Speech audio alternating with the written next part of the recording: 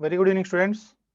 Good evening, sir. Good evening, sir. Good evening, sir. Good evening, sir. Good evening. So let us start with the discussion. Last class we have been discussed about different other concepts of thermodynamics. So we'll continue with the discussion. Today most probably we'll complete the energetics parts like thermochemistry, and if you have some problems we'll be explaining tomorrow as well. Right? So what is heat of reaction or enthalpy of reaction? The amount of heat evolved or absorbed. Yes. Yeah, heat of reaction or enthalpy of reaction. The amount of heat evolved or absorbed when number of moles of reactants according to balanced chemical equation has completely reacted. That is said to be your heat of reaction or enthalpy of reaction. Like H2 plus O2 gives us to H2O. H2 plus O2 gives us to H2O. Is it a heat of reaction? Delta HR. Because is it balanced? H2 plus O2 gives us to H2O is not a balanced. The amount of heat evolved or absorbed when number of moles of reactant according to balanced chemical equation has completely reacted. So H2 plus half O2 gives us H2O. That is nothing but your heat of reaction. Heat of reaction at constant pressure is delta H, and heat of reaction at constant volume is delta E. Like I have seen some students also asking doubts, like sir, delta H and delta E, they have to be 0 if temperature is maintained constant. That is only for ideal gas expansions, not for chemical reactions. In a chemical reaction, even though temperature maintained constant, delta H, although you write there as NCP delta T, here it is not going to be constant, because delta H is equals to delta U or delta E plus delta Ng into RT. Yes or no? Although temperature is maintained constant, delta H and delta E are not going to be equal to 0, because these are for chemical reactions. Okay. H2 plus O2 gives us to H2O. For that you cannot say heat of reaction, whereas for a balanced reaction like H2 plus half O2 gives us to H2O, the amount of heat evolved or absorbed, that is said to be heat of reaction. Heat of reaction or enthalpy of reaction, in that what are the different factors which are affecting? Factors affecting heat of reaction, if you think carefully, first one is reaction condition. The chemical reactions are carried out at a constant temperature with either pressure or volume constant. You will be doing a reaction where the volume may be constant or pressure may be constant. Whenever open vessel condition means pressure constant. Open vessel means pressure constant. Closed and rigid. Closed and rigid container. Rigid container means volume is constant. Pressure constant under open vessel condition. Closed and rigid container means there the volume is going to be constant. At a constant pressure, the heat content is said to be enthalpy of reaction. At a constant volume also people can ask, the heat content is going to be change in internal energy of the reaction. Understood this point or not? For the same reaction, I can mention heat of the reaction in terms of delta H, or I can also mention in terms of delta E.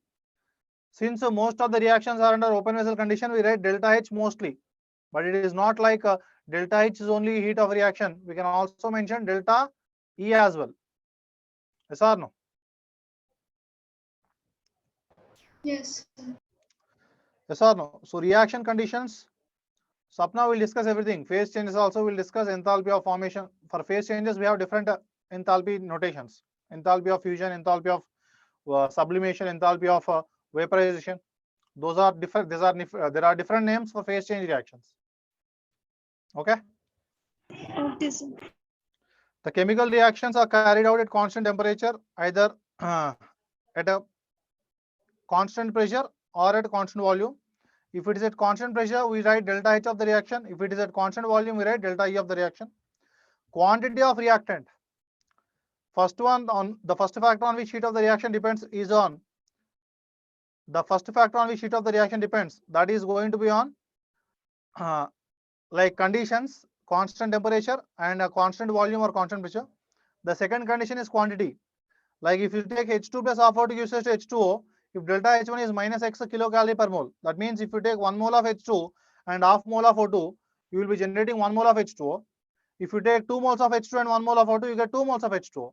In both the cases, obviously, the enthalpy change, whatever the amount of energy released, that is going to be differed. If you take 1 mole of H2 and half mole of O2, whatever the amount of H2 produced is different. If you take 2 moles of H2 and 1 mole of O2, that is doubled. So 2 times it of minus x, because enthalpy change is an extensive property and it depends upon the quantity of matter. If an equation is multiplied by a coefficient, then the value of delta H is also multiplied by the coefficient, as delta H is extensive property, extensive in nature. It is not intensive, it is going to be extensive property. So as you multiply the equation with a coefficient, the delta H also has to be multiplied, right? Physical state of products and reactants, that is also mattering more. Understand this point? Like it depends upon the conditions at which the reaction has been performed. It depends upon the quantity of reactants and products taken.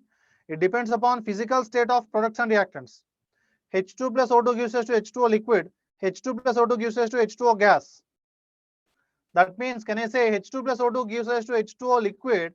From the liquid H2O to produce H2O gas, there is some energy change or not? There is some enthalpy change. If the physical state of product is different, then the value of delta H is different. If the physical state of products is different, then the value of delta H is going to be different, because to convert H2O liquid to H2O gas, we need to provide some amount of energy. We need to provide some amount of energy. And then allotropic form, like if you take C plus O2 gives us CO2, carbon in the graphite form and carbon in the diamond form. If you take carbon graphite and carbon diamond, they are going to be reacting with oxygen to form carbon dioxide, but enthalpy change of the reaction or heat of the reaction, that is going to be different. Here they have written heat of reaction or enthalpy of reaction. Why they have used enthalpy of the reaction? Why not internal energy change of the reaction? Because most of the reactions are performed in open vessel condition or at constant pressure.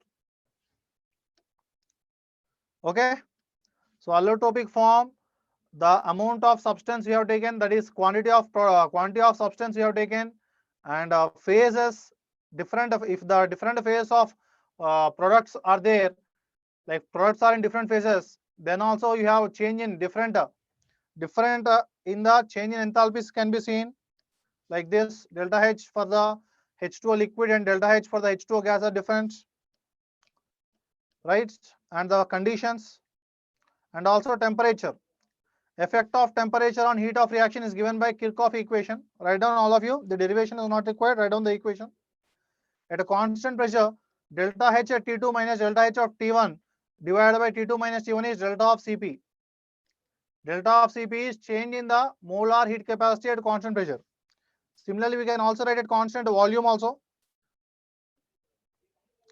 At a constant volume, delta E of T2, delta E internal energy change at T2 temperature minus internal energy change at T1 temperature whole divided by T2 minus T1 is equals to delta of Cv. Delta of Cv is sum of molar heat capacities at a constant volume for products minus sum of molar heat capacities at constant volume for reactants. Write down this formula, students. These are Kirchhoff equations, similar to your Kirchhoff's laws, which you study in. Name is similar, okay, not the formula and all. At a constant pressure, like if you try to change the temperature, if I am doing a temperature at 25 degrees Celsius and my friend is doing the same reaction at a different temperature like 75 degrees Celsius, for me, whatever the heat of reaction I am going to obtain, for my friend who was performing at a different temperature, it is not same. So heat of reaction or enthalpy of reaction depends upon temperature, and how is that going to be depending is in this format. Delta H at T2 minus delta H at T1 whole divided by T2 minus T1 is equal to delta of Cp. Delta E T2 minus delta E T1 divided by T2 minus T1 is equal to delta of Cv. Cp is the molar heat capacity at constant pressure. Delta Cp is sum of molar heat capacities of constant pressure for products minus sum of molar heat capacities of reactants at a constant pressure. Delta H T1 and delta H T2 are heat of reactions at T1 and T2 temperatures respectively. Is that clear, students? So these are the ways on which heat of the reaction depends upon. Like we say, reactants are going to be converting into products. So there is some amount of energy evolved or absorbed. The amount of energy evolved or absorbed when balanced in a balanced reaction, when all the reactants have been completely reacted, that is said to be the heat of reaction. And different properties on which heat of reaction depends upon are the way the allotropic forms, the temperature, how much quantity you have taken, yes or no, how much quantity you have taken, and the conditions and the physical states of the products. All these are the different quantities or different factors on which heat of reaction is going to be depending upon, right?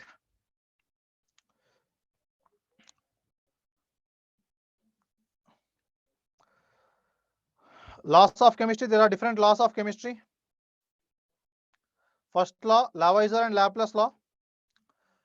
It tries to give the enthalpy of formation of a compound. It says enthalpy of formation is numerically equal to enthalpy of decomposition of that compound with opposite sign. Like C plus O2 gives us CO2, delta H is minus 94, means if I try to reverse the reaction, delta H will be reversed. Enthalpy of formation of compound is numerically equal to enthalpy of decomposition of that compound with opposite sign.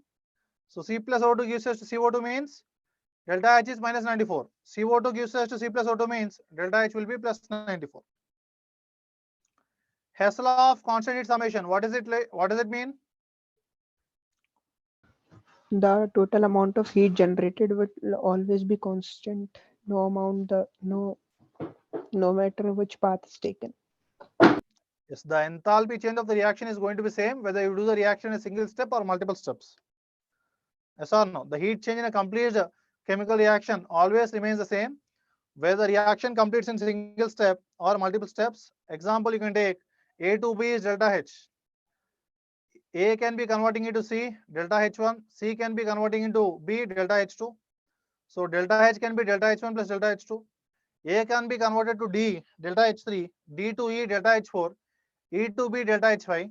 So delta H is equals to delta H3 plus delta H4 plus delta H5. Whether you do the reaction in a single step or two steps, whether you do the reaction in a single step or three steps, delta H is going to be same. That is nothing but your Hess law of constant heat summation.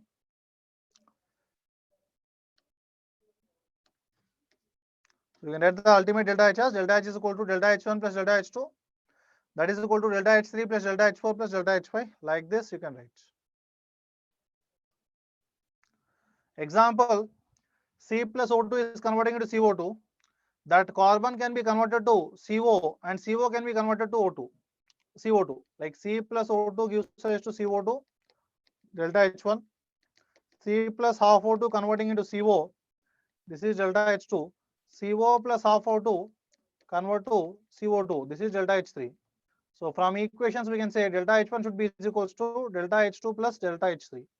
Whether you do the reaction in a single step or two steps, that is the delta H is going to be same. Delta H is equal to delta H1 plus delta H2. This is nothing but your Hess law.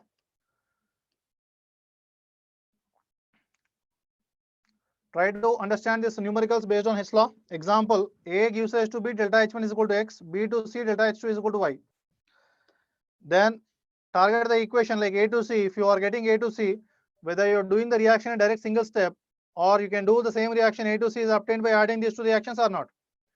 If you try to add these two reactions, you will get again A to C. So delta H is equal to delta H1 plus delta H2. That is nothing but X plus Y. Delta H is equals to X plus Y. But applying this equation to a chemical reaction, that is very, very interesting and very useful also. We look at that application part as well. A to B, delta H1 is equal to X. C to B, delta H2 is equal to Y. The equation A to C, how it is obtained? A to B is X. minus y. B to C is how much? Delta H to B to C means that will be minus Y. So I am adding these two. A to C I'll get. So it will be X minus Y. Simple equations. Whenever you try to reverse the equation, the delta H is going to be reversed. Delta H will be X minus Y. Steps to solve numerical based on Hess law. All the given equations must be used, but only for one time. If any component of the desired equation appears in more than one equations, then that component should not be considered while we are trying to get the desired or target equation with the help of given equations. All these logics you will get to know.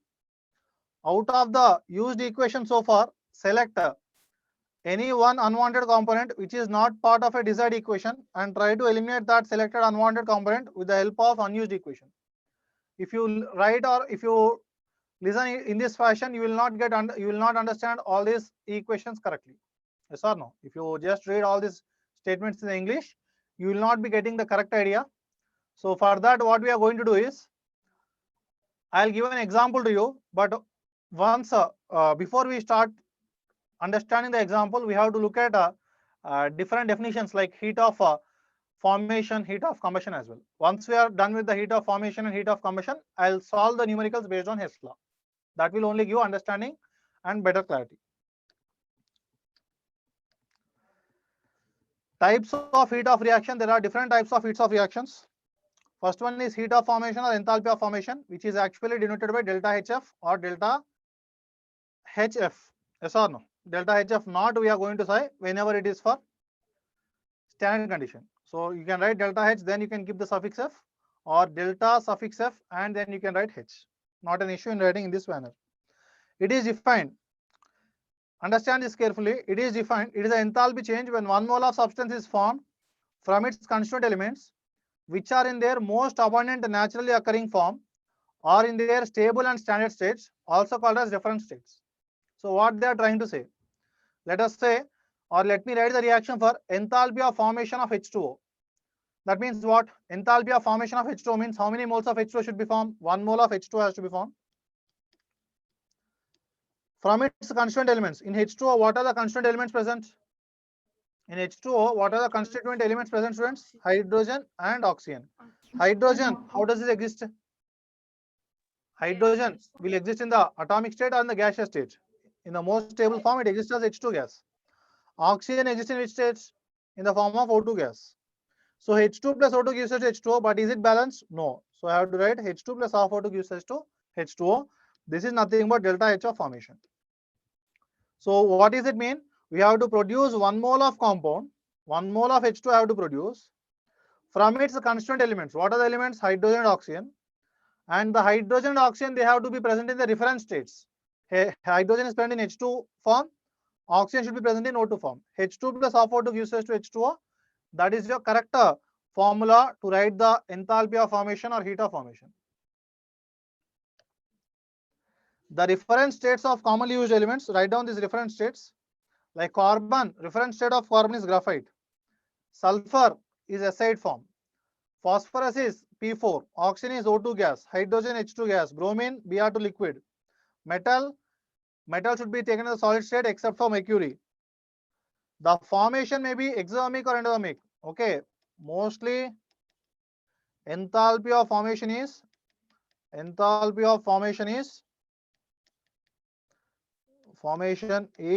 exothermic, but there are few cases where it can be endothermic also, like that is N2 plus O2 gives rise to 2NO or any oxide of nitrogen. If you look at N2, nitrogen is present in the N2 gas form where there is a triple bond between two nitrogen atoms. Oxygen will be present in O2 gas form where there is a double bond between two oxygen atoms. To break the triple bond or to break the double bond, I require energy. So it is going to be endothermic in nature. So to form an oxide of nitrogen from N2 and O2, I have to supply energy. So that reaction is going to be endothermic in nature. So enthalpy of formation can be exothermic or endothermic, but mostly it is exothermic. But there are cases like this where you are getting endothermic reactions also. Ultimately, final statement is it can be exothermic or endothermic.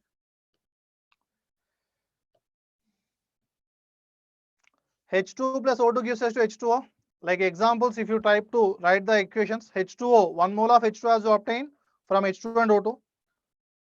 That is delta H of formation. Half H2 plus half N2 plus 3 by 2 O2 gives us to HNO3. HNO3, 1 mole is obtained from nitrogen, hydrogen and oxygen. Nitrogen exists as N2 gas, hydrogen exists as H2 gas, oxygen exists as O2 gas. Yes or no? So that is also 1 mole obtained from their elements in the constituent form or reference states. So that is also delta H of formation. What about NaOH, students? NaOH, 1 mole obtained from oxygen, sodium and hydrogen. Sodium solid state metal. Oxygen exists as O2 gas, hydrogen exists as H2 gas. So you have to produce NaOH from sodium, oxygen and hydrogen from their reference states. So this is the equation for writing the enthalpy of formation for NaOH. Understood these reactions or not, all of you? Yes. Yes. Yes, right? Very good. Standard condition means pressure is equals to 1 atmosphere and temperature is equal to 25 degrees Celsius or 298 Kelvin. This is the condition. Earlier, when you are trying to solve STP or NTP conditions, we have 273 Kelvin as the standard condition. But 298 Kelvin is the standard condition for all thermochemistry reactions. Standard heat of formation is depended by delta HF naught. So delta HF, whenever you keep a naught, that indicates under standard conditions. Standard condition. If no condition is given, then the value of delta H is considered delta HF naught. If they have not mentioned any condition, then you have to treat that condition as standard condition only. Standard heat of formation of all elements in stable standard state is taken to be 0. Standard heat of formation of all the elements in the stable standard state. Like if you take O2 gas, for O2 gas, like for oxygen, O2 gas is the reference state. In that reference state, it will be having no standard heat of formation. So standard heat of formation for elements in their stable standard state, that is taken to be 0. So calculation of delta H of any general reaction. Let us consider a general reaction like A moles of A plus B moles of B gives rise to C moles of C plus D moles of D. So how to write the delta H of reaction? Delta H of reaction is sum of enthalpy changes or sum of enthalpies of formation of products minus sum of enthalpies of formation of reactants. Like here you can write delta H of reaction is equals to what are products? C and D are products. So C into delta H of formation of C plus D moles of D. So D into delta H of formation of D. Delta H of formation of D minus A into delta H of formation of A, capital A, plus B into delta H of formation of capital B. So delta H of reaction you can write as sum of enthalpy changes of enthalpies of formation of products minus sum of enthalpies of formation of reactants. So in sum of enthalpies of formation of products means in the products you have C and D. So C moles of enthalpy of formation of capital C plus D moles of enthalpy of formation of capital D minus of A moles of enthalpy of formation of capital A plus B moles of enthalpy of formation of capital B. Right? Everyone got this equation or not? Yes. Yes, right. The next one is heat of combustion. Heat of combustion, how we can explain? Heat of combustion, delta Hc, it is defined as amount of heat evolved when 1 mole of substance is completely burnt in excess of oxygen. Heat of combustion is always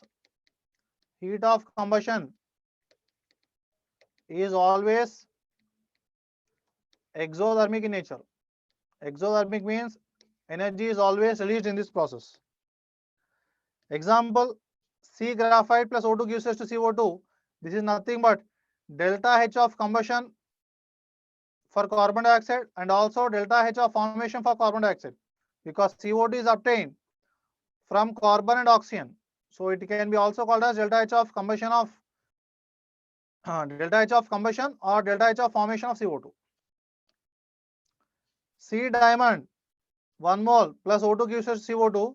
It can be delta H of combustion but not delta H of formation. Understand this point carefully. Amount of heat evolved when 1 mole of substance is completely burnt in excess of oxygen. When you try to completely burn 1 mole of a compound in the excess of oxygen, that is said to be your enthalpy of combustion. But if you have taken carbon in the diamond form, not in the standard stage, then it cannot be enthalpy of formation. And a CO plus R42 gives us to CO2. This is also enthalpy of combustion, but not enthalpy of formation, because CO2 has to be obtained from carbon and oxygen, whereas here we have taken carbon monoxide, so it is not enthalpy of formation, whereas it can be treated as enthalpy of combustion. Is that clear, students? Yes, sir. Yes, sir. Yes. Right. Note, heat of combustion is always exothermic, not like heat of formation. Heat of combustion can be endothermic or exothermic. If conditions are not given, then delta Hc considered has to be delta Hc naught, that means standard conditions. If not given, you have to assume to be standard condition. If in a reaction, heat of combustion of reactants and products are given, then heat of that reaction has to be calculated in this fashion.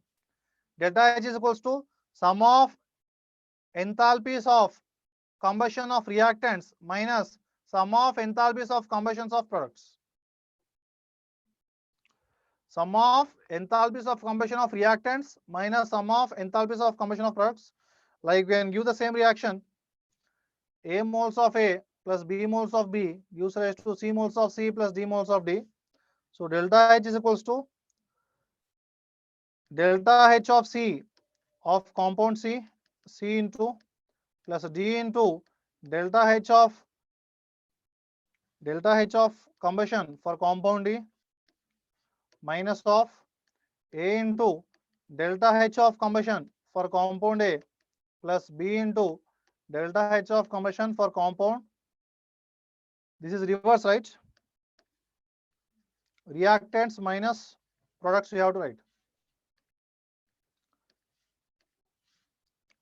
Reactants minus products. So A into delta H of combustion for compound A plus B into delta H of combustion for compound B minus C into delta H of combustion for compound C plus D into delta H of combustion for compound D.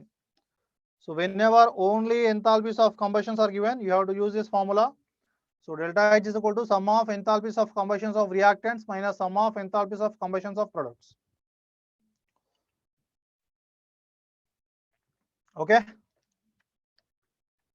Applications of heat of combustion. Calorific value or fuel value. The amount of heat evolved when 1 gram of substance or food or fuel is completely burned or oxidized, and units is kilojoule per gram or kilocalorie per gram. So calorific value is enthalpy of combustion divided by molecular weight. That is enthalpy of combustion is for 1 mole. For 1 gram, how much is generated? That is the calorific value. That is the calorific value.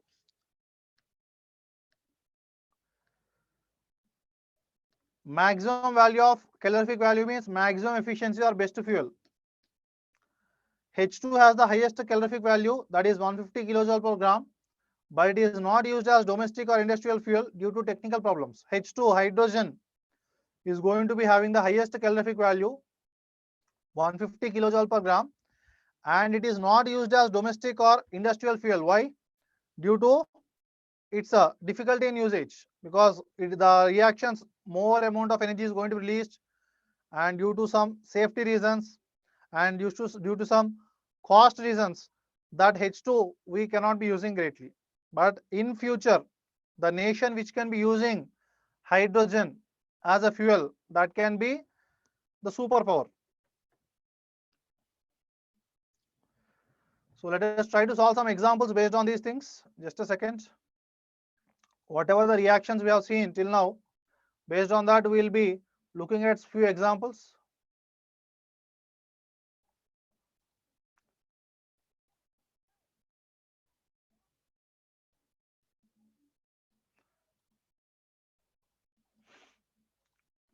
We will get clarity once we solve the examples.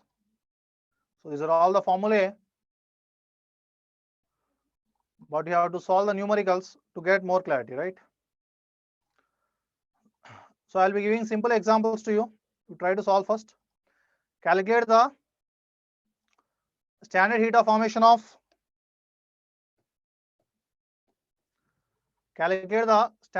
formation of carbon disulfide from the given standard heats of combustion of carbon, sulfur and CH2.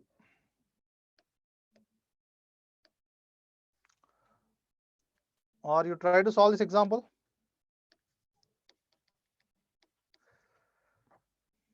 First you try to solve this example, students. When 2 moles of C2H6 is completely burned,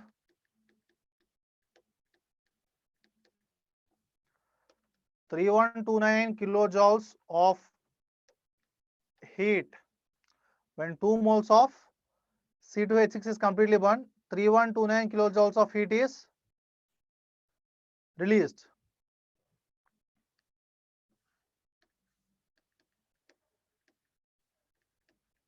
Calculate the heat of formation of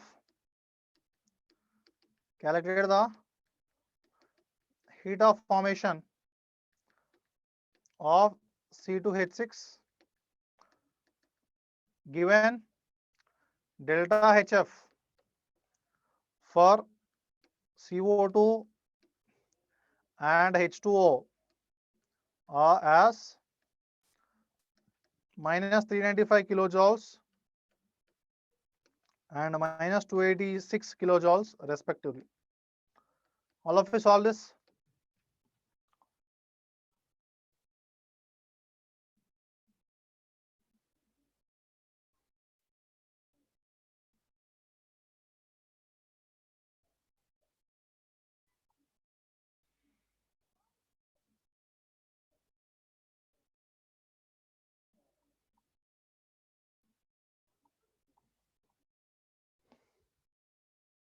If you are done with the noting part of the question, let me know so that I can write the next question.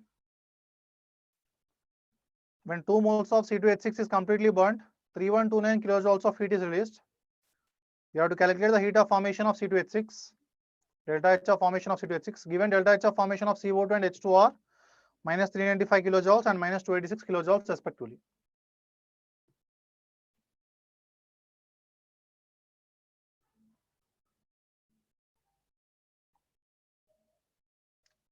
Right.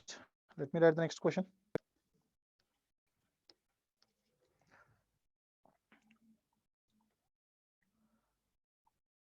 Calculate the standard heat of formation of carbon disulfide.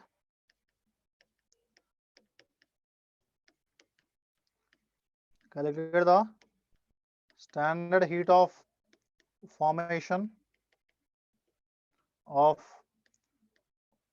carbon disulfide given standard heats of combustion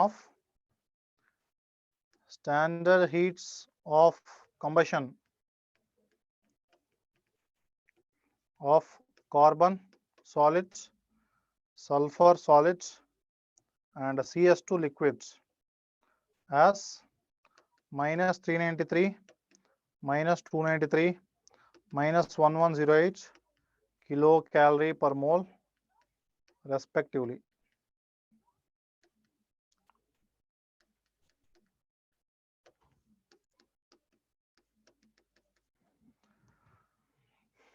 Anyone solve the first question?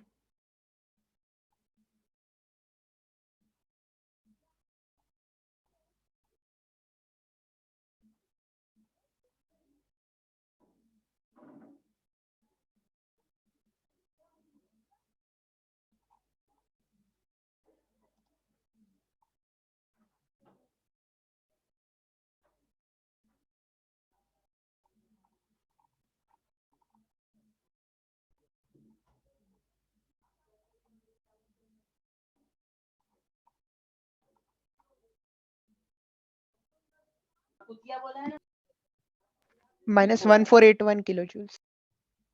Minus 1481 kilojoules.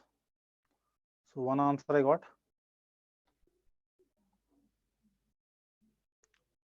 So what was the first question? First question is just not. When 2 moles of C2H6 is completely burned, 3129 kilojoules of heat is released. Solution goes like this. CXHY, what is the formula? CXHY plus x plus y by 4 O2 gives rise to XCO2 plus y by 2 H2O. So we can write CXHY. C2H6 means C2H6 plus x plus y by 4. How much it is? 2 plus 6 by 4. 2 plus 3 by 2. 7 by 2, right? 7 by 2 O2 gives rise to XCO2, 2CO2 plus 3H2O. So this is for 1 mole of C2H6. So how much is this? Delta H should be how much? For 2 moles of C2H6, whenever it is completely burnt, 3129 is released. Whenever 1 mole is completely burnt, how much is released? 3129 by 2. Since energy is released, we have to keep with the minus sign. So this is delta H of reaction. So delta H of reaction is equals to, what I can write? They have given enthalpies of formation.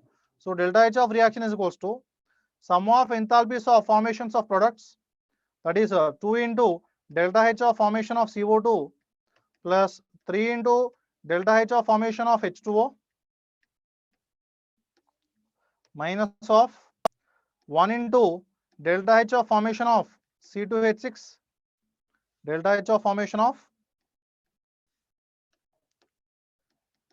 C2H6 plus 7 by 2 into delta H of formation of O2. So we have to find out, calculate the heat of formation of C2H6. So delta H of formation of C2H6 we have to find out. So delta H of reaction is minus 3129 by 2. That is equals to 2 into delta H of formation of CO2. How much? For delta H of formation of CO2 and H2 are given. CO2 is minus 395. H2O is minus 286. So try to solve this, students. You will be getting delta H of formation minus delta H of formation of C2H6. What is the delta H of formation of O2? What is the delta H of formation of O2? For a compound in their pure state, delta H of formation is taken to be 0. So oxygen exists in the pure state, that is O2 is the pure state for oxygen. So delta H of formation of, since the delta H of formation of O2 is equals to 0, so you can just do the calculation, you will be getting the right answer. Everyone got this or not? So when you try to solve this equation, you will be getting delta H of formation of C2H6. How much is the delta H of formation of C2H6?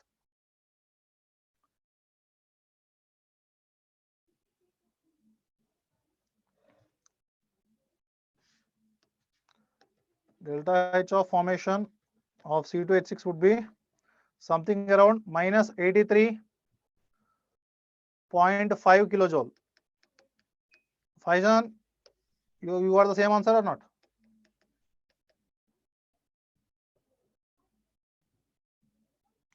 Check out if there is any calculation mistake. The answer would be something around minus 83.5 kilojoule. So why I am giving such values? Why not simple 100, 200 can be given? But in the questions also such type of values will be given. Not directly 100, 200 values, because these are enthalpies of formations of different kinds of species. Right? Delta H of formation of CO2 and H2 are given. So from this we have actually calculated the delta H of formation of C2H6. Delta H of formation of C2H6. Let us try to solve next question. Calculate the standard heat of formation of carbon disulfide. Given standard heat of combustion of carbon, sulfur and CS2 liquid are so and so values. What is the heat of formation of carbon disulfide? That means 1 mole of CS2 has to be formed. 1 mole of CS2 has to be formed from where? From carbon and sulfur from their pure state. So carbon, you should take the pure state, that is graphite, C solid, and sulfur 2S, S should be in the solid. So carbon C plus 2 sulfur gives rise to CS2 liquid. So this is nothing but your equation. The standard heat of formation of carbon disulfide, this delta H of, for this, what is the delta H? That we have to find out. Delta H of this reaction is nothing but delta H of formation, that is equals to delta H of, how to calculate this delta H, students? Delta H of the reaction is equals to delta H of formation, that is equals to, whenever they have given enthalpies of combustion, you have to take sum of enthalpies of combustions of reactants minus product. So delta H of combustion for carbon plus delta H of combustion for sulfur into 2 minus delta H of combustion for CS2. How much is that value going to be? So therefore, delta H of reaction is equal to delta H of formation. That is equals to delta H of combustion of carbon. How much? Minus 393 plus delta H of combustion of sulfur is minus 293. Of course, you have to multiply with 2. And then delta H of combustion of CS2 is minus 1108 with the same units. So you do the calculation. How much is the answer going to be? Something around plus 129.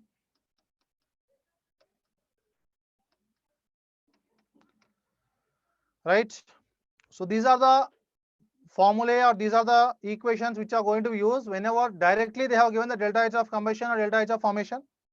So delta H of reaction is sum of enthalpies of formation of reactants, sum of enthalpies of formation of products minus sum of enthalpies of formation of reactants. Delta H of the reaction is sum of enthalpies of combustions of reactants minus sum of enthalpies of combustions of products. But now you try to solve the same question without using this formula. Without using this formula also we can try to solve the same question. Let us try to solve the same question. Calculate the standard heat of formation of CS2. Okay. So solution 1. Okay. So procedure 1. We can apply the same procedure, same different way also. Procedure 2. They were asking what? Calculate the standard heat of formation of carbon disulfide. So carbon disulfide, what is the standard heat of formation? C solid plus 2 sulfur solid, that is gives us to CS2 liquid. This is nothing but the required equation. This is nothing but your required equation. What are the given equations? Given standard heat of combustion of carbon, sulfur and CS2 are given. So what are given equations?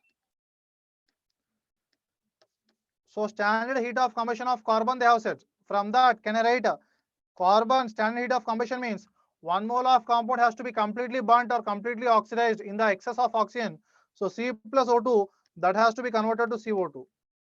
C plus O2 that has to be converted to CO2. So for here, what is delta H? Delta H is given as how much?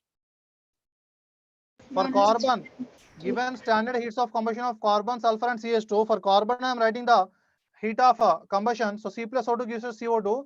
Delta H is minus 393. Of course, unit is kilocalorie per mole or kilojoule per mole, whatever they have mentioned. Now look at the second equation, heat of combustion of carbon, sulfur. Next, sulfur also should be completely burnt. S plus O2 has to be converted to SO2. So for this, delta H is given as how much? Delta H is given as minus how much? Minus 293. 290. Minus 293. And we also have given for CS2. CS2 completely when it has to burn. Delta H of given standard heats of combustion of carbon, sulfur and CS2. CS2 is also given, students. CS2 has to be completely burnt. CS2 has to be completely burnt. So carbon has to be converted to CO2 and sulfur has to convert to SO2.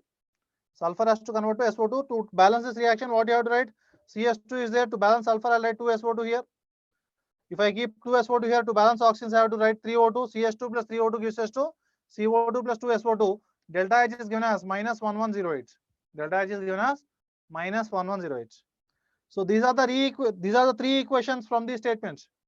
Given standard heats of combustions of carbon, sulfur and CS2 are given as like this means I can write these three equations. And required equation, calculate the standard heat of formation of carbon disulfide means this is the required equation. This required equation I have to generate using three equations. How to produce or how to generate. Now look carefully. In the required equation, I have carbon on the reactant side. Where is carbon? In the given equations. Although we say given equations, we have written these equations, not they have directly given. Carbon is present only in equation 1. Carbon is present only in equation 1. And where is carbon the required? On the reactant side. In the given also on the reactant side. Same number of moles. So I am not going to change this first equation. C plus O2 gives us CO2. I'll keep it as it is. Look at sulfur. Where is sulfur? In the required equation, sulfur is there on the reactant side, but 2 moles. But in the given, sulfur is there on the reactant side, but only 1 mole. So I have to make 2 moles. So 2S plus 2O2 gives us to 2SO2. So delta H will be what? So delta H will be 2 times that of minus 293. Yes or no? Delta H will be 2 times that of minus 293. What about CS2? CS2 is there where side, in which side, students? CS2 is on the product side, but in the given it is on the reactant side, but only 1 mole is there. So I have to reverse this reaction. So if you want, we'll write again. Okay, this is the given conditions. What are the changes I'm going to do? This is equation 1, this is equation 2, this is equation 3. I have to multiply equation 2 with 2. So 2s plus 2O2 gives rise to 2SO2. So delta H will be 2 times that of minus 293. So this is for equation 4. And equation 3 I have to reverse. That will be equation 5. So 2SO2 plus CO2 gives rise to CS2 plus 3O2. So delta H will be plus 1108. This is nothing but your equation 5. Now try to add equation 1, equation 4, equation 5. So sum 1 plus 4 plus 5. 4 plus 5. You are adding 1, 4 and 5. We have made a multiplied equation 2 with 2, so that delta H becomes also twice. And you have reversed equation 3. So delta H becomes what? Plus. So when you try to add equation 1, equation 4, equation 5, what happens? Equation 1, C plus O2 gives us CO2. Equation 4, 2S plus 2O2 gives us 2SO2. O2 plus 2O2, 3O2 and 3O2 gets cancels out. Yes or no? So 2SO2, 2SO2 gets cancels out. CO2, CO2 gets cancels out. You have left out with C plus 2S converting into CS2. C plus 2S. C plus 2S gives rise to CS2. Just a minute.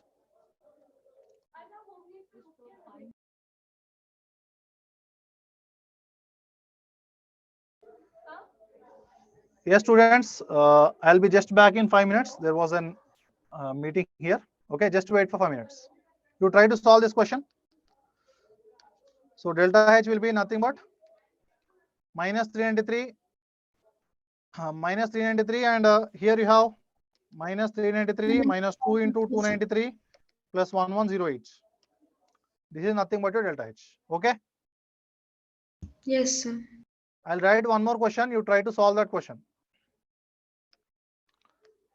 I'll be back. Given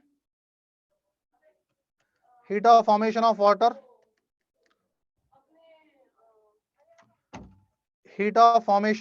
is minus 68.3 units is same. Heat of combustion of acetylene and ethylene are minus 310 comma minus 337. Calculate heat of reaction for hydrogenation of acetylene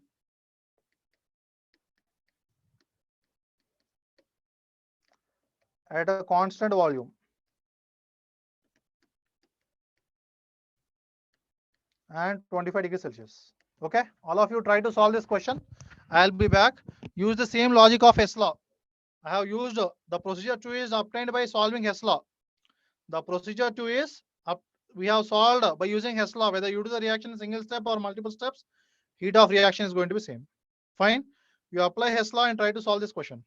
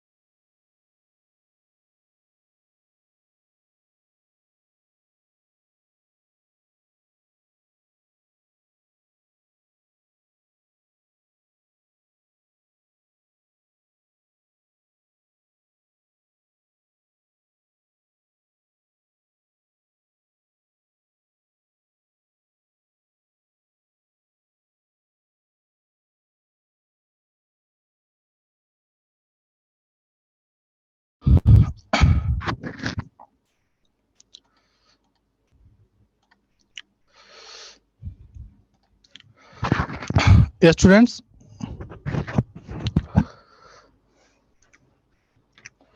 So all of you solve this question or not? Yes. So I have given a question like heat of formation of water is given as minus 68.3. Heat of combustion of acetylene and ethylene are minus 310, minus 337. Same units, kilocalorie per mole. Calculate heat of reaction for hydrogenation of acetylene at a constant volume and 25 degrees Celsius. How much you're getting? These are the units also. Kilocalories, kilocalories.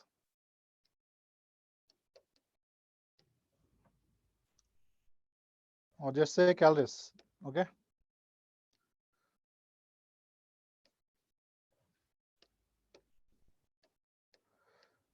So if you look at the solution part, students, just write the equations whatever they have given to you.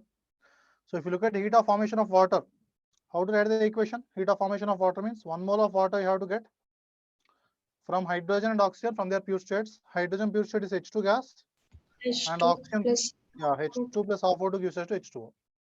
This for this delta H is given as how much? Delta H is given as minus 68.3. Heat of combustion of acetylene. Acetylene is C2H2. C2H2 plus O2 is converting into CO2 plus H2O. If you try to balance it, you have to write 2 CO2 plus 1 H2O. And to balance oxygens, how many oxygens are there? 5 by 4 2. plus 1, 5 are there. So here you have to write 5 by 2 O2. So delta H will be how much? Minus 310 calories. Calories per mole. And next one is heat of combustion of acetylene and ethylene. What is ethylene, students? C2H4 plus O2 gives rise to CO2 plus H2O. So delta H will be 2 CO2, 2 H2O. How many oxygens are there? 4 plus 2, 6 oxygens, so 3 O2. So delta H is how much? Minus 337 calorie per mole. Calorie per mole. So these are delta H for different types of reactions, whatever they have given to us. Yes or no? Heat of formation of water, heat of combustion of acetylene and ethylene, they have given us minus 68, minus 310, minus 37. So these are the respective equations corresponding to them. So calculate heat of reaction for hydrogenation of acetylene at a constant volume and 25 degrees Celsius. We have to find the heat of reaction for hydrogenation of acetylene. What is acetylene? Acetylene is C2H2 and we are talking about hydrogenation. So I can just C2H2 means CH triple bond CH. CH triple bond CH. I can do the hydrogenation. 1 mole of H2 can be added to acetylene to form C2H4. That is CH2 double bond CH2. CH2 double bond CH2. And I can also think of other reaction like CH triple bond CH plus 2 moles of H2 is converting into CH3 single bond CH3. Out of these two reactions, which reaction I have to consider? Do I need to consider the hydrogenation of acetylene in the first way or second way? First way. Why?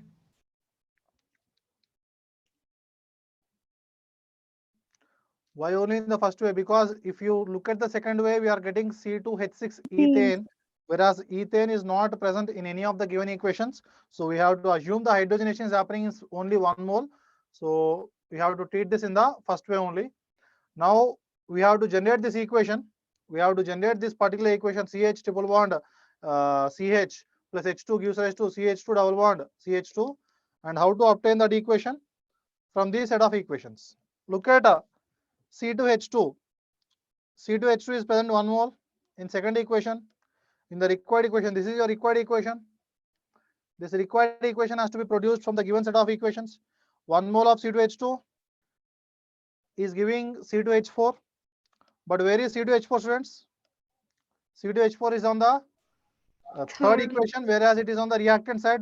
So I have to reverse the third equation, whereas first and second equations, they have to be as it is. So H2 plus half O2 gives rise to H2O. C2H2 plus 5 by 2 O2 gives rise to 2 CO2 plus H2O. Third equation, what is third equation? 2CO2 plus 2H2O gives rise to 2CO2 plus 2H2O gives rise to C2H4 plus 3O2. So I have reversed this. So delta H for this will be how much? First one is not changed, minus 68.3, minus 68.3. Second one is also not changed, minus 310. 337. And third one is plus 337. Now try to add these three equations. Half O2, 5 by 2 O2, 3O2, 3O2 gets cancels. 2CO2, 2CO2 gets cancelled. 2H2O, H2O plus H2O gets cancels. You left out with the C2H4, C2H2 plus H2 gives rise to C2H4. So whether you do the reaction in a single step or in a multiple steps, Hess law says that delta H is same. So delta H will be how much? Minus 68.3 plus of minus 310 plus of plus 337. These many calories. These many calories. So delta H will be how much, students? Plus minus 41.3. minus 3. minus 41.3 calories. This is delta H. But what they are asking us to calculate? Calculate heat of reaction for hydrogenation of acetylene at constant volume.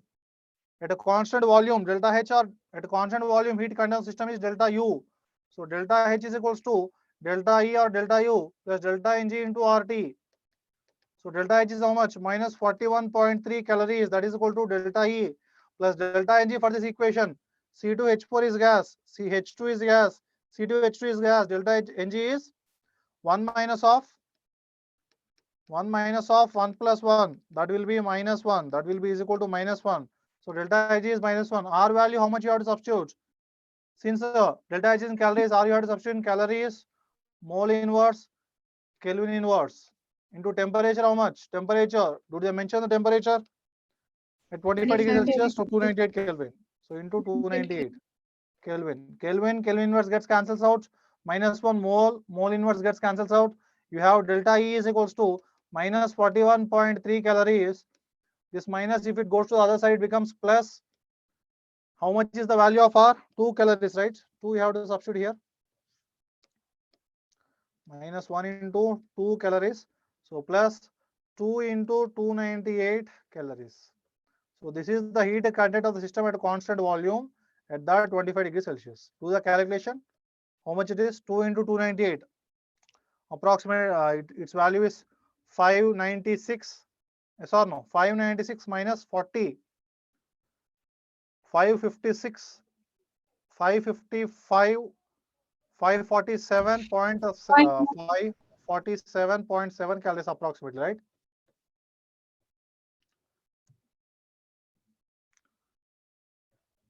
Sir, 554.7. 554.7, right? Yeah, that's what I'm asking. Yes, sir. 554.7 calories. Okay. So heat content of the system, they have asked at constant volume, not at constant pressure. If it is constant pressure, then you can stop it here minus 41.3. Since it is at constant volume, you have to calculate delta E. And since I have given calories, you have to calculate substitute the value of R in calories. If it is in kilocalories, then you have to substitute the value of R in kilocalories. That is 2 by 10 power 3 calorie mole inverse Kelvin inverse. So these are the different ways to solve problems using Hess law or using direct calculations. Right, students, let us proceed further. Next comes heat of neutralization. What is heat of neutralization? The heat evolved when one equivalent of an acid is completely neutralized by one equivalent of a base in dilute solution. When one equivalent of an acid react with one equivalent of a base in dilute solution, whatever the amount of heat evolved, that is nothing but heat of neutralization. If we add strong acid and strong base, you will be getting salt and water. And always remember, the heat evolved when one equivalent of acid is neutralized by one equivalent of base. The acid and base should be strong. One equivalent of strong acid is added with one equivalent of strong base. If we have weak acid or weak base, then the heat of neutralization is going to be less when compared to the heat of neutralization when you add strong acid and strong base. So whenever you add HCl and NaOH, you will get NaCl and water. HCl you can treat as H plus Cl minus. NaOH you can treat as Na plus and OH minus. NaCl and water, Na plus Cl minus plus H2O. Na plus Cl minus gets cancels out. You get H plus OH minus gives rise to H2O. Yes or no? So the heat of neutralization, the heat of neutralization, the heat of neutralization do not depend upon the type of acid or type of base you have taken. Do not depend upon the type of acid or base, type of acid or base considered. The heat of neutralization do not depend upon the type of acid or base taken, as the effective reaction is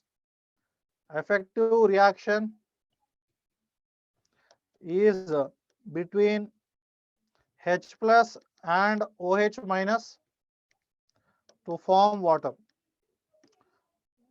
Okay, whatever the acid you take, whatever the base you take, whatever the strong acid or whatever the strong base you take, since the effective reaction is just addition of H plus and OH minus to form H2O, the heat of neutralization is going to be same, and its value is going to be minus 13.7 kilocalories approximately, or minus 57.2 kilojoule per equivalent. When one equivalent of strong acid is neutralized by one equivalent of strong base, then evolved heat remains constant and its value is minus 13.7 kilocalorie or minus 57.2 kilojoule per equivalent. This or no? Strong acid, strong base, you take HCl and NaOH, one equivalent. If you take two equivalents of HCl and two equivalents of NaOH, you will be having delta H is equals to twice that of 13.7. If you change the equivalents, if you increase the number of equivalents, then what is going to happen? If you take three equivalents of acid, three equivalents of base, delta H will be 3 into 13.7. If you take four equivalents of acid and five equivalents of base, again the concept of limiting reagent comes into picture, because four equivalents of acid can react only with four equivalents of base. You will get only 4 into 13.7, not 5. And we can say one equivalent of base is in excess. If you take five equivalent of an acid and three equivalents of base, you will get only three equivalents of base reacts with three equivalents of acids, and delta H is going to be 3 times that of minus 13.7. So it's not going to be 5 times, right? If one of the acid or base or both are weak, then the heat of neutralization is usually less than minus 13.7 kilocalories or minus 57.2 or 0.3 kilojoule, because some part of the heat released in the neutralization is absorbed to dissociate the weak electrolyte completely. Because if you have a weak acid, if you have a strong base, generally if it is a strong acid, how much it should be? Minus 13.7. But here it should be less than that, because out of this minus 13.7, some X amount of heat, X kilocalories of heat, that is used to dissociate to the weak acid completely.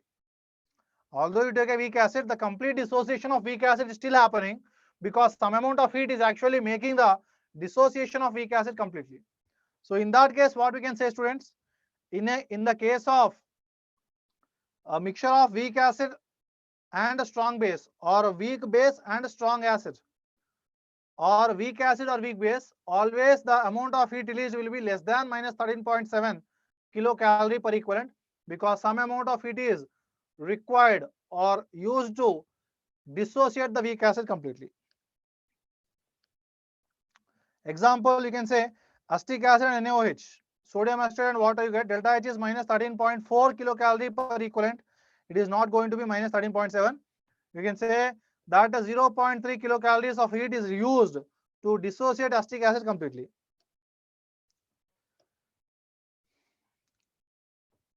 Write down this exception for the reaction like HF and NaOH gives rise to NaF and water. Strong acid, strong base gives rise to NaF and H2O. Delta H is minus 16.7 kilocalories. This is because of hydration of fluoride ion. Whatever NaF we are going to form, Na plus will be surrounded by water molecules. F minus will also be surrounded by water molecules. So the hydration of F minus is great because of its higher charge density. Because of that hydration, also some amount of stabilization happened, that is some amount of energy is released.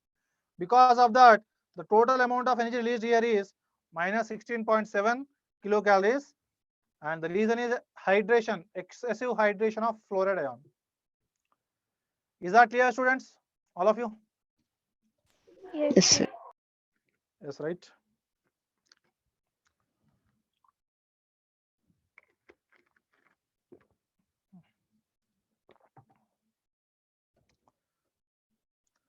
Heat of hydrogenation. How to define heat of hydrogenation? The heat evolved during complete hydrogenation of 1 mole of unsaturated organic compound into its saturated compound is called the heat of hydrogenation. Unsaturated organic compound has to be converted to saturated. Earlier we have solved an example where we have done the hydration of acetylene. CH triple bond CH plus hydrogenation of acetylene convert to CH2 double bond CH2. In this process, what happened? We have actually not converted the unsaturated to saturated. Why? Because there in the given set of equations we have no information regarding ethane. That's why we have done the hydrogenation of acetylene to produce alkene only. But in reality, heat of hydrogenation is the heat evolved during the complete hydrogenation of 1 mole of unsaturated organic compound into its saturated compound. Like double bond or triple bond has to be converted to single bond. Like C2H2 plus 2H2 gives us to C2H6. This is nothing but a delta H of hydrogenation. And this was not the delta H of hydrogenation, but we have used the same name because hydrogen is added. C2H2 plus H2 gives us C2H4. That is not the delta H of hydrogenation. C2H4 plus H2. Here we have a double bond which has been converted to single bond. So that is enthalpy of hydrogenation. Heat of hydrogenation is exothermic in nature because stability of stability of alkanes is greater when compared to alkenes and alkanes. Why? Bonds doesn't become single bond. Because in alkanes and alkanes we have pi electron densities which repel.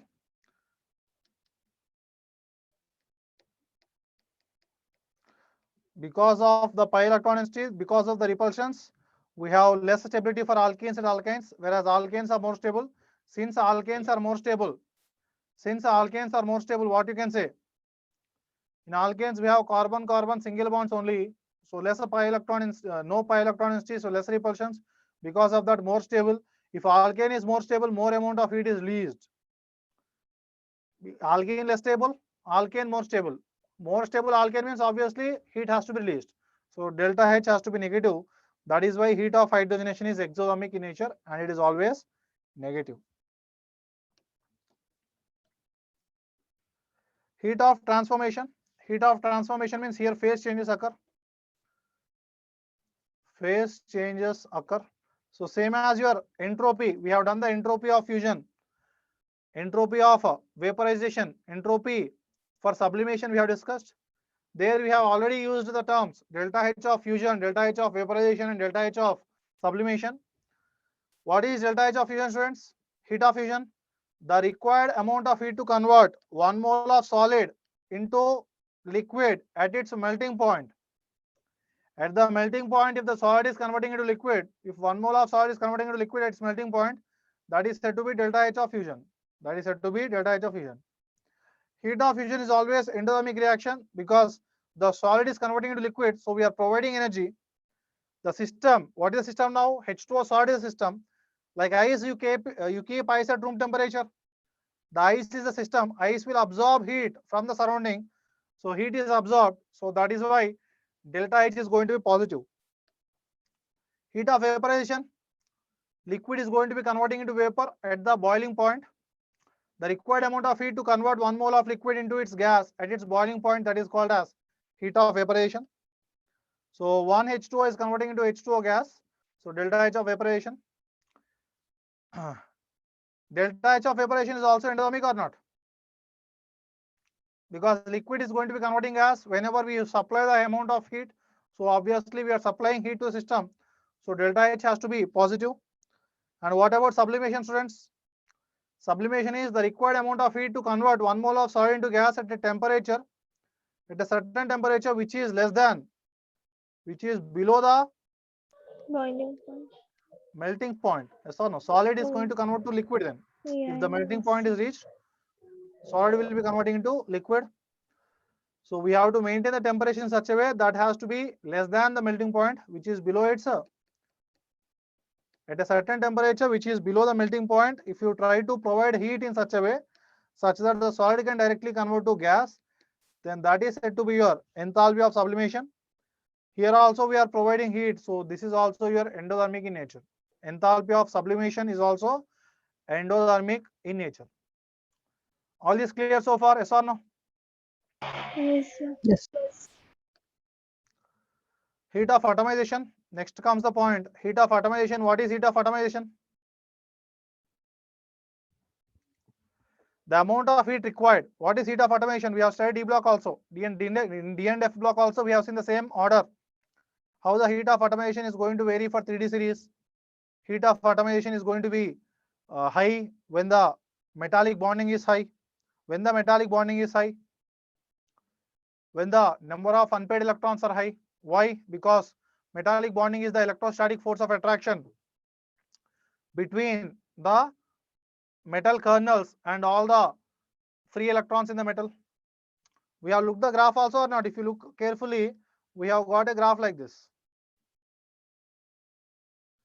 with an exception in D5 configuration. With an exception in D5 configuration,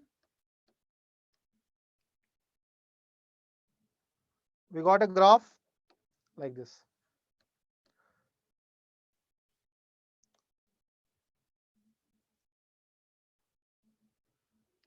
Yes or no? Like atomization, heat of atomization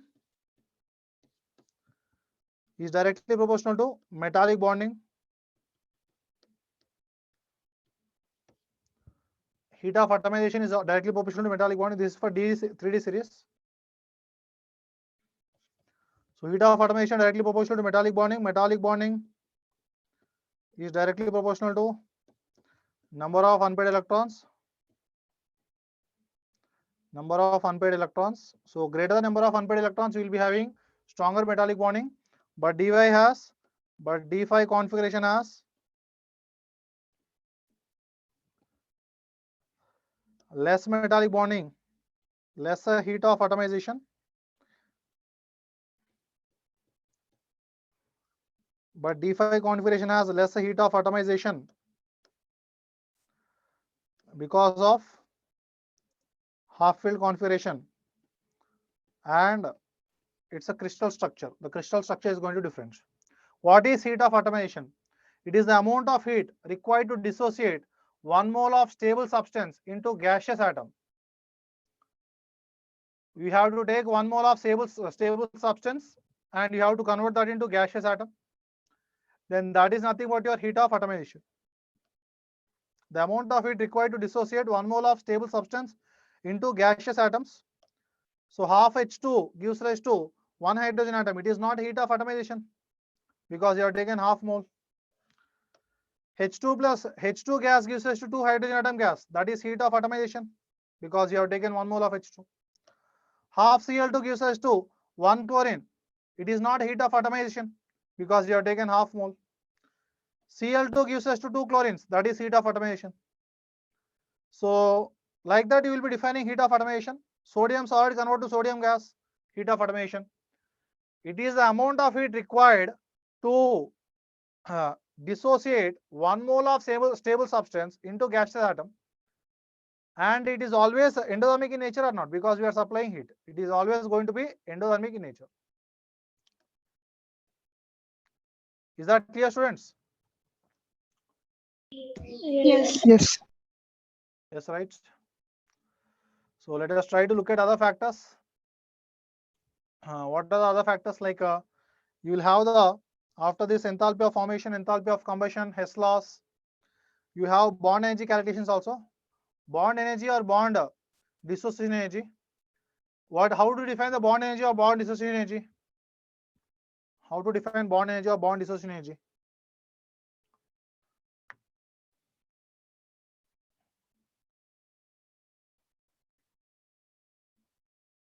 Anyone? What is bond energy or bond dissociation energy? The amount of energy required to dissociate 1 mole of gaseous bonds into separate gaseous atoms. You can simply say the amount of energy required to break the bond.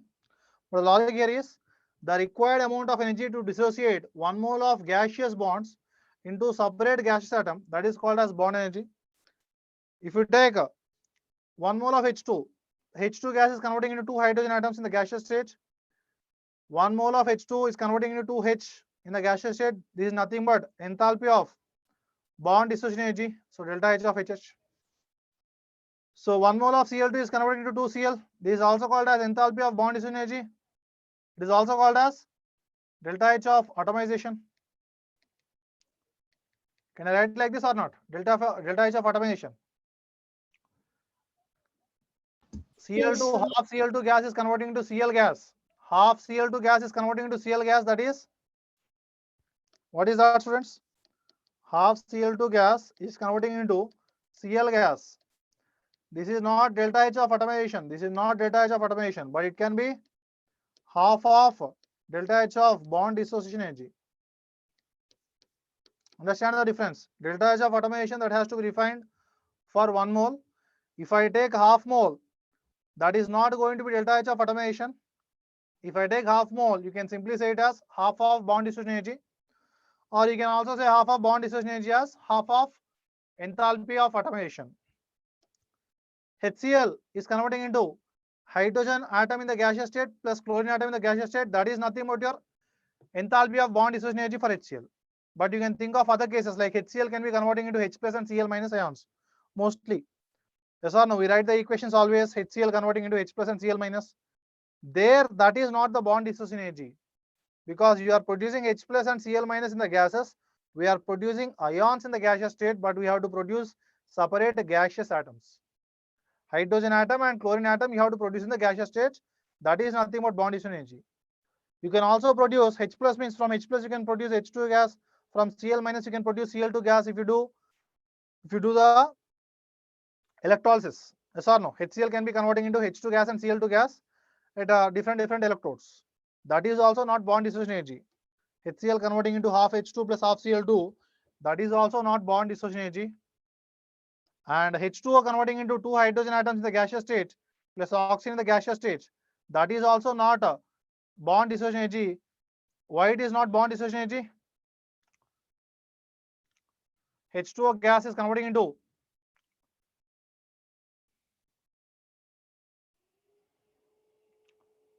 because we have two bonds, like we have two OH bonds here. Okay, here we have to say average bond dissociation energy. So we have broken two OH bonds, not the single OH bond. Understood, students?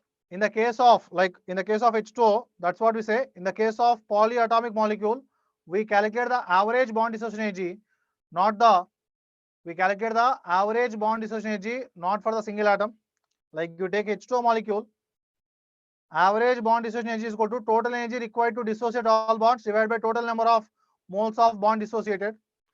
You can say simply say H2O. For H2O molecule, if you supply X kilojoule per mole, you can say OH and hydrogen atoms are obtained in the gaseous state. For OH, if you provide Y kilojoule energy, you get a H and O. If you try to add this, you will be getting H2O converting into 2H plus O. X plus Y amount of energy is supplied. But the average bond dissociation energy of OH bond is X plus Y by 2. It is not X plus Y directly. X plus Y by 2 is the average bond dissociation energy, because we have two bonds broken here, not a single bond. Is that clear, students? All of you? Yes, sir. Yes, sir.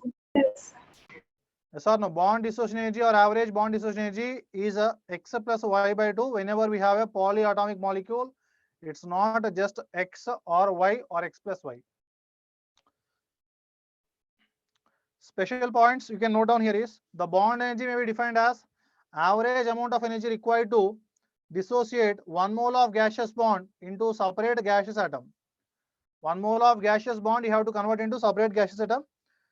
In that, whatever the amount of energy is supplied, that is nothing but bond energy. Bond dissociation is endothermic because delta H is positive, we are supplying energy.